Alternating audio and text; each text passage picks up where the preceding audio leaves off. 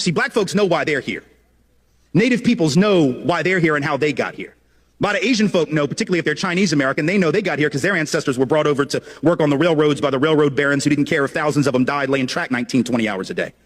But for those of us who are from Europe, we have this fiction that we've told, and we believe it, even though there's no truth to it. You know what the fiction is? It's two parts. Number one, we say things like, with regard to Mexicans coming over the border, with regard to immigrants coming over, but only that border. That's the only one we care about, right? The southern border. I find that interesting. We're not flipping out about Canada, right?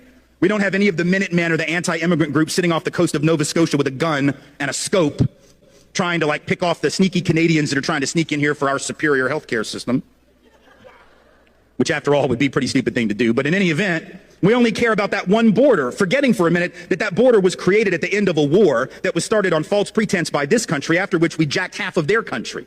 And you weren't taught that in school either, because our history books aren't interested in telling the truth. They tell this very patriotic history that has no relationship to the fact. So that border is artificial. Mexican folk who are coming here, documented or not, let's be clear, are coming home. Their families were here before our families were here in almost every instance. But we forget that, and then we say things like, well, I don't mind them coming. I just want them to come legally like my people did.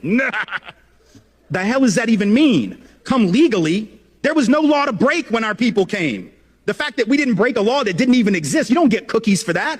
You don't get like a pat on the back and a gold star because your great, great, great whatever was law abiding when there was no law that he could have violated, even if he wanted to. But we've told this lie that we came for these upstanding principles. So we'll say things like, well, you know, our people came for liberty and freedom, democracy. These people are just coming for stuff.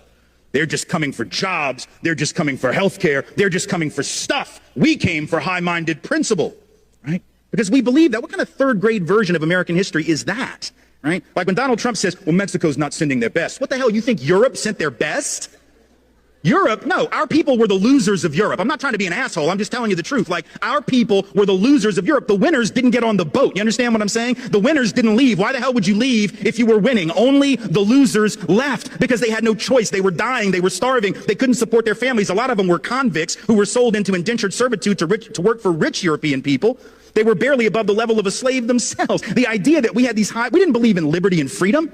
And we know that because once we got to the colonies, we set up the opposite of liberty